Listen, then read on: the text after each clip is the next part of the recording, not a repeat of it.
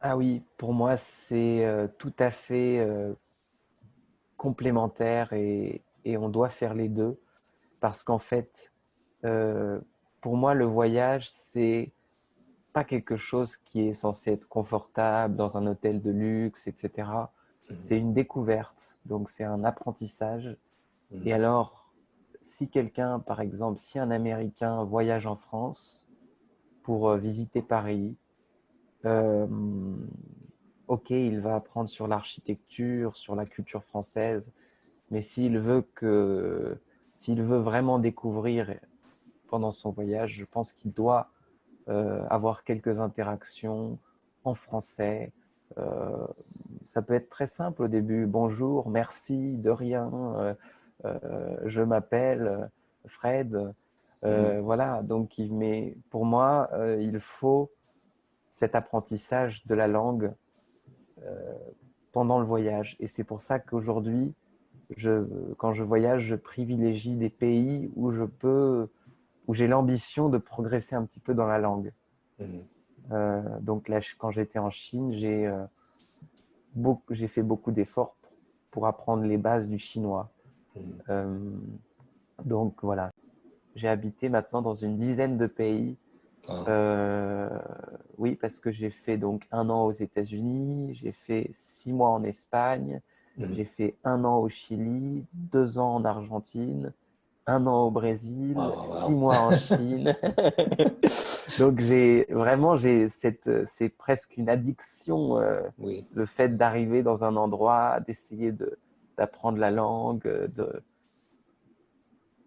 entre guillemets, de recommencer à zéro. Je Mhm, pensais au départ que c'était recommencer à zéro parce qu'on doit se refaire des amis, on doit se réhabituer à la routine, trouver le magasin le plus proche, trouver mhm. les produits dans le supermarché. Quand on déménage, c'est pas facile. Oui. Mais en fait, on recommence pas à zéro parce que on a peut-être un bagage intellectuel, d'expérience. On y va avec plus de, voilà. Et pourquoi ces pays Euh, Pourquoi ces pays, ces langues en particulier? Ah, alors ça, c'est une bonne question. J'ai une approche assez pragmatique, je pense, par rapport au nombre de locuteurs de cette langue. Mhm, Euh, Peut-être que l'anglais et l'espagnol, par exemple, sont des langues très utiles. oui. Il y a aussi le challenge qui m'intéresse pour le chinois parce que c'était vraiment euh, un Parce grand que, challenge. oui, c'est un grand, qu'est-ce que c'est le mot? C'est un grand saut Oui, un entre grand saut. grand saut entre l'espagnol et le chinois. Et le chinois. Oui, mais c'est tout ça, ça fait partie d'une addiction. Ça fait partie d'une. On, a- on a besoin d'une dose plus forte. Et alors, au début, on, on part aux États-Unis, quand même déjà bien préparé, avec un anglais pas si mal, et on est complètement perdu quand même hein, dans la culture américaine par rapport à la culture française. Et finalement, on s'adapte. Alors après, on part en Espagne et puis on dit, bon, bah voilà, c'est pas si différent l'Espagne et la France, Mhm, mais quand même, il y a des différences. ouais. Et alors, on se dit, qu'est-ce qui pourrait être plus choquant encore et plus différent? Mhm, Et alors là, la culture chinoise, c'est bien différent. Euh, donc, c'est par exemple en Chine, une question typique, c'est pas comment ça va, c'est est-ce que tu as mangé? Oui, oui. Et ça, je trouve ça très curieux. Ni chilema, est-ce Ça, que tu as déjà mangé? ça, c'est comment avec, dans les cultures asiatiques, je crois. Voilà. Donc, voilà, quand on croise un Chinois, on ne dit pas hey, salut, quoi de neuf, comment ça va?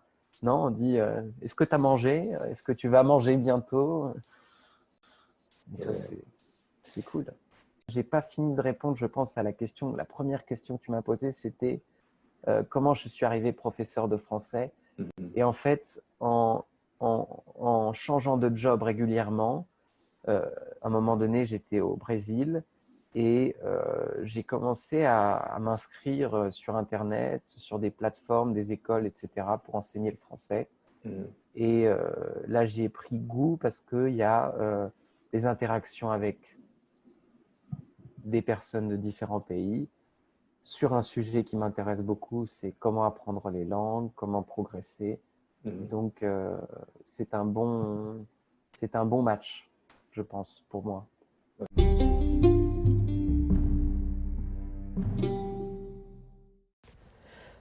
Au début de ta carrière, est-ce que tu étais dans une université avec les classes traditionnelles ou est-ce que tu as commencé avec les classes sur Internet?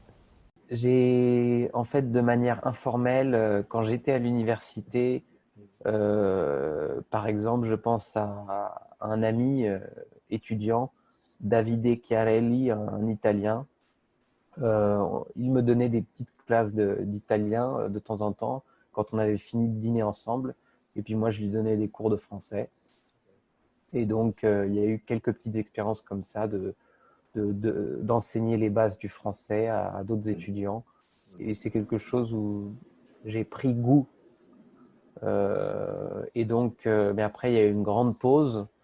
Et ensuite, j'ai directement enseigné sur Internet. Et alors là, sur Internet, c'est extraordinaire parce que tu as une liberté géographique et tu peux continuer la routine de travail et en parallèle changer la routine Mhm. de vie. Oui. Donc ça, c'est cool. Et toi, j'imagine des élèves autour du monde, n'est-ce pas? Oui, oui, oui, oui. Je, je continue à découvrir la géographie parce que je découvre des pays que je connaissais pas. Mhm.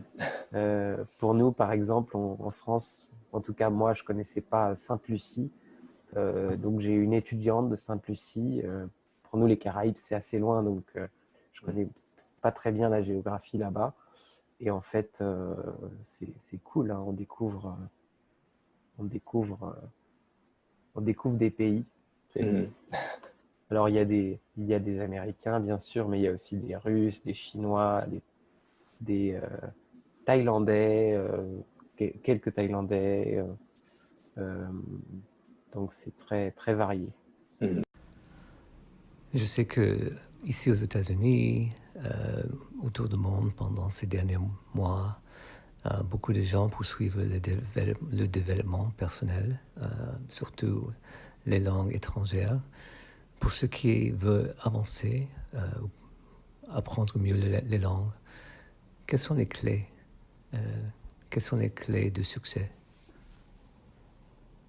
Oui, alors il y a des choses qui sont très, comment dire, très basiques et dans ce sens, il y a, il y a pas de secret. Par exemple, dans un sens, il n'y a pas de secret, c'est une question de temps quand même.